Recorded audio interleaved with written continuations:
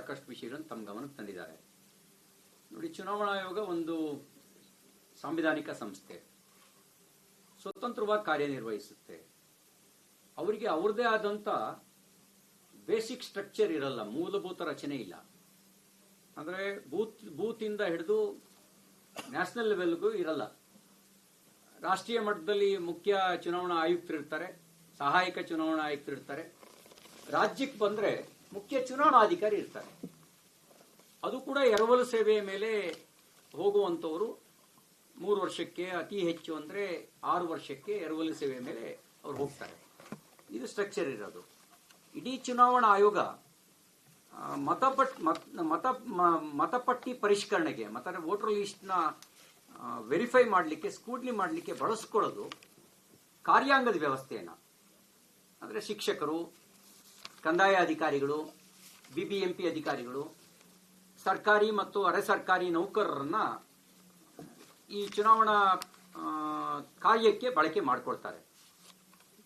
ಮತದಾರರ ಪಟ್ಟಿ ಪರಿಷ್ಕರಣೆ ಮಾಡುವಂತ ಕೆಲಸ ಬೂತ್ ಮಟ್ಟದಲ್ಲಿ BLO, ಬೂತ್ ಲೆವೆಲ್ ಆಫೀಸರ್ ಅಂತ ಅಪಾಯಿಂಟ್ ಮಾಡಿರ್ತಾರೆ. ಬೂತ್ ಲೆವೆಲ್ ಆಫೀಸರು ಮನೆ ಮನೆಗೆ ಹೋಗಿ ಪರಿಶೀಲನೆ ಮಾಡುವಂತ ರೆಸ್ಪಾನ್ಸಿಬಿಲಿಟಿ ಬೂತ್ ಲೆವೆಲ್ ಆಫೀಸರ್ ಇರುತ್ತೆ. ಪ್ರತಿ 10 ಬೂತಿಗೆ ಒಬ್ಬ ಸೂಪರ್ವೈಸರ್ನ ಅಪಾಯಿಂಟ್ ಮಾಡಿರ್ತಾರೆ. ಬೂತ್ BLO ಕಾರ್ಯವನ್ನ ಮಾನಿಟರ್ ಮಾಡಲಿಕ್ಕೋಸ್ಕರ ಸೂಪರ್ವೈಸರ್ ಇರ್ತಾರೆ. ಪ್ರತಿ ತಾಲೂಕಿಗೆ ಒಬ್ಬ AERO ಅಂದ್ರೆ assistant electoral register officer, AERO. Corporator level ಅಲ್ಲಿ ತಹಸೀಲ್ದಾರ್ ಕೆಟಗರಿಯವರನ್ನ AERO ಆಗಿ ಝೋನ್ಗೆ ಅಪಾಯಿಂಟ್ ಮಾಡಿರ್ತಾರೆ. ಅವ್ರ ಮೇಲ್ಗಡೆ AC cadre officer, assistant commissioner ಅಥವಾ ಅವರ ಈಕ್ವಲೆಂಟ್ ಕೇಡರ್ ಆಫೀಸರ್, ಅವ್ರನ್ನ ERO ಆಗಿ ಅಂದ್ರೆ ಎಲೆಕ್ಟ್ರೋ ರಿಜಿಸ್ಟರ್ ಆಫೀಸರ್ ಆಗಿ ಅಪಾಯಿಂಟ್ ಮಾಡಿರ್ತಾರೆ. ಅವ್ರ ಮೇಲೆ ಮಾನಿಟರ್ ಮಾಡಲಿಕ್ಕೆ DC ಇರ್ತಾರೆ, ಡಿಸ್ಟ್ರಿಕ್ಟ್ ಎಲೆಕ್ಟ್ರೋ ಆಫೀಸರ್. ಅವ್ರನ್ನ DEO ಅಂತ ಕರೀತಾರೆ. ಇವರು BLO ಪರಿಶೀಲನೆ ಮಾಡಿ ಕೊಟ್ಟ ನಂತರ ಅವರಿಗೆ ನಿರ್ಣಯ ತೆಗೆದುಕೊಳ್ಳೋ ಅಧಿಕಾರ ಇಲ್ಲ. ಅವ್ರು ಕೇವಲ ರಿಪೋರ್ಟಿಂಗ್ ಮಾಡೋ ಕೆಲಸ ಮಾತ್ರ BLOದು. ಹೊಸ ಅಪ್ಲಿಕೇಶನ್ ಇದ್ರೆ ಅಪ್ಲಿಕೇಶನ್ ಅಪ್ಲೋಡ್ ಮಾಡೋದು, ಡಿಲಿಷನ್ ಮಾಡಬೇಕು ಅಂದ್ರೆ ಆ ಡಿಲಿಷನ್ ಫಾರಂ ಅನ್ನ ಫಿಲ್ಅಪ್ ಮಾಡಿ ಯಾವ ಕಾರಣಕ್ಕೆ ಡಿಲಿಷನ್ ಅಂತ ನಮೂದಿಸಿ, ಡೆತ್ ಆಗಿದ್ರೆ ಡೆತ್, ಶಿಫ್ಟಿಂಗ್ ಆಗಿದ್ರೆ ಶಿಫ್ಟಿಂಗು, ಡಬಲ್ ಇದ್ರೆ ಡಬಲ್ ಅಂತ ಎಂಟ್ರಿ ಮಾಡಿ ಡಿಲಿಷನ್ ಫಾರಂ ಕೊಡೋದು. ಇಷ್ಟಾದ್ಮೇಲೆ ಈ ಕರಡು ಪಟ್ಟಿ ಪ್ರಕಟಣೆ ಆಗುತ್ತೆ. ಕರಡು ಪಟ್ಟಿ ಪ್ರಕಟಣೆ ಪ್ರತಿ ಅಕ್ಟೋಬರ್ ನವೆಂಬರ್ಗೆ ಕರಡು ಪಟ್ಟಿ ಪ್ರಕಟಣೆ ಆಗುತ್ತೆ. ಆ ಕರಡು ಪಟ್ಟಿ ಪ್ರಕಟಣೆ ಆದ ನಂತರ ಯಾವುದಾದ್ರೂ ಆಕ್ಷೇಪಣೆಗಳಿದ್ರೆ ಸಲ್ಲಿಸೋದಕ್ಕೂ ಕೂಡ ಅವಕಾಶವನ್ನು ಮಾಡಿಕೊಡ್ತಾರೆ. ಇದಲ್ಲದೆ ಯಾರಾದರೂ ಅರ್ಜಿ ಸಲ್ಲಿಸಬೇಕು ಅಂದ್ರೆ ಈಗ ಆನ್ಲೈನ್ ಪೋರ್ಟಲ್ನಲ್ಲಿ ವೆಬ್ಸೈಟ್ ಮೂಲಕನೂ ಕೂಡ ಅರ್ಜಿ ಸಲ್ಲಿಸಬಹುದು, ಕಾಮನ್ ಸರ್ವಿಸ್ ಸೆಂಟರ್ ಮೂಲಕನೂ ಕೂಡ ಅರ್ಜಿ ಸಲ್ಲಿಸಬಹುದು. ಹೀಗೆ ಮತದಾರರಿಗೆ ತಮ್ಮ ಹೆಸರನ್ನ ಸೇರ್ಪಡೆ ಮಾಡೋದಕ್ಕೆ ತೊಂದರೆ ಆಗಬಾರದು ಅನ್ನೋ ಕಾರಣಕ್ಕೋಸ್ಕರ ಚುನಾವಣಾ ಆಯೋಗ ಈ ರೀತಿಯ ಹಲವಾರು ರೀತಿಯ ಅನುಕೂಲಕರವಾದ ಕ್ರಮವನ್ನು ಕೈಗೊಂಡಿದೆ.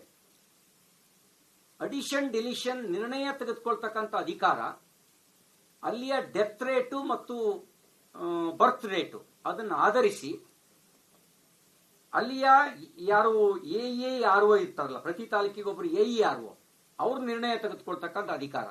ಎಲ್ಲರೂ ಡೆಲಿಷನ್ ಪರ್ಸೆಂಟೇಜ್ ಜಾಸ್ತಿ ಬಂತು ಅಂದ್ರೆ, ಅಲ್ಲಿಯ ಡೆತ್ ರೇಟ್ಗಿಂತ ಜಾಸ್ತಿ ಬಂದ್ರೆ ಅವರು ಪ್ರತಿಯೊಂದನ್ನು ಕೂಡ ಸ್ಕ್ರೂಟ್ನಿ ಮಾಡಬೇಕಾಗತ್ತೆ, ಪ್ರತಿಯೊಂದನ್ನು ಪರಿಶೀಲಿಸಬೇಕಾಗತ್ತೆ.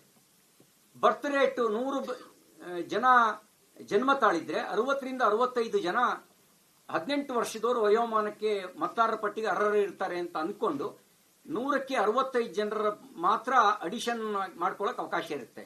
ಅದಕ್ಕಿಂತ ಜಾಸ್ತಿ ಬಂದರೂ ಕೂಡ ವಿಶೇಷ ಪರಿಶೀಲನೆ ಮಾಡಬೇಕು ಅನ್ನುವಂತ ಸುತ್ತೋಲೆ ಈಗಾಗಲೇ ಇದೆ.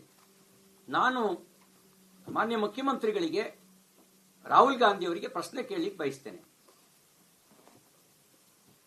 2014ಕ್ಕೆ ಮುಂಚೆ ಕೇಂದ್ರದಲ್ಲಿದ್ದು ಕಾಂಗ್ರೆಸ್ ಪಾರ್ಟಿ ಅಧಿಕಾರದಲ್ಲಿದ್ದು, ರಾಜ್ಯದಲ್ಲಿದ್ದು ಕೂಡ 2013ರಲ್ಲಿ ಕಾಂಗ್ರೆಸ್ ಪಾರ್ಟಿ.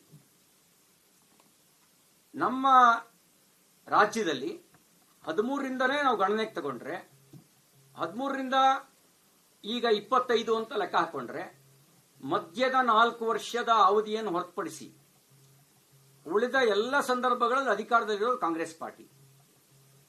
ಅಂದ್ರೆ ಈ ಉಳಿದೆಲ್ಲ ಸಂದರ್ಭದಲ್ಲಿ ಅಧಿಕಾರದಲ್ಲಿರೋ ಕಾಂಗ್ರೆಸ್ ಪಾರ್ಟಿ 2014ರಲ್ಲಿ ಲೋಕಸಭಾ ಚುನಾವಣೆ ಆದಾಗಲೂ ರಾಜ್ಯದಲ್ಲಿ ಕಾಂಗ್ರೆಸ್ ಪಾರ್ಟಿ ಅಧಿಕಾರದಲ್ಲಿತ್ತು.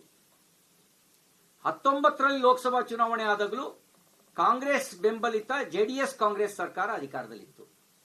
24ರಲ್ಲಿ ಲೋಕಸಭಾ ಚುನಾವಣೆ ಆದಾಗಲೂ ಕೂಡ ಕಾಂಗ್ರೆಸ್ ಸರ್ಕಾರವೇ ಅಧಿಕಾರದಲ್ಲಿದೆ.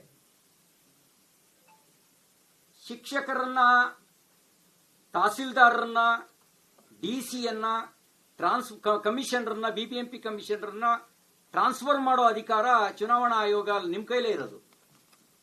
ನೀವೇ ಟ್ರಾನ್ಸ್ಫರ್ ಮಾಡಿರೋದು, ಅವ್ರನ್ನ ಪೋಸ್ಟಿಂಗ್ ಮಾಡಿರೋದು ನೀವೇ, ಅವ್ರನ್ನ ಟ್ರಾನ್ಸ್ಫರ್ ಮಾಡಿರೋದು ನೀವೇ. ಅಧಿಕಾರ ದುರುಪಯೋಗ ಯಾರು ಮಾಡಿದ್ದಾರೆ? ಮಾಡಿದ್ರೆ ನೀವೇ ಮಾಡಬೇಕು. ಚುನಾವಣಾ ಆಯೋಗ ಓಪನ್ ಸರ್ಕ್ಯುಲರ್ ಹೊರಡಿಸುತ್ತೆ ಹೊರತು ಇನ್ಫ್ಲೂಯೆನ್ಸ್ ಮಾಡೋ ಅಧಿಕಾರ ಇಲ್ಲ, ಅಥವಾ ಇನ್ಫ್ಲೂಯೆನ್ಸ್ ಮಾಡುವಂತ ಸಾಮರ್ಥ್ಯ ಇಲ್ಲ. ಇನ್ಫ್ಲೂಯೆನ್ಸ್ ಮಾಡೋ ಸಾಮರ್ಥ್ಯ ಇರೋದು ಯಾರಿಗೆ? ಆಡಳಿತ ನಡೆಸೋರು ಬೆದರಿಕೆ ಹಾಕ್ಬೋದು, ಚುನಾವಣಾ ಆಯೋಗ ಬೆದರಿಕೆ ಹಾಕಲ್ಲ. ಅಲ್ಲಿಗೆ ನಿಮಗೆ ಆ ರೀತಿ ಏನಾದ್ರು ಮಾಲ್ ಪ್ರಾಕ್ಟೀಸ್ ಮಾಡಿದೀರೋ ಅಂತಕ್ಕಂಥ ಅನುಮಾನ ನಮಗೆ ಕಾಡುತ್ತೆ. ಯಾಕೆ ಅಂದ್ರೆ ನಿಮ್ಮ ಹಿಸ್ಟ್ರಿ ಮಾಲ್ ಪ್ರಾಕ್ಟೀಸ್ ನಲ್ಲಿ ಸಾಬೀತಾಗಿರೋ ನಿಮ್ಮ ಇತಿಹಾಸ ಇದೆ. ಈಗಾಗಲೇ ರಾಜ್ಯಾಧ್ಯಕ್ಷರು ವ್ಯಕ್ತ ಮಾಡಿದ್ರು,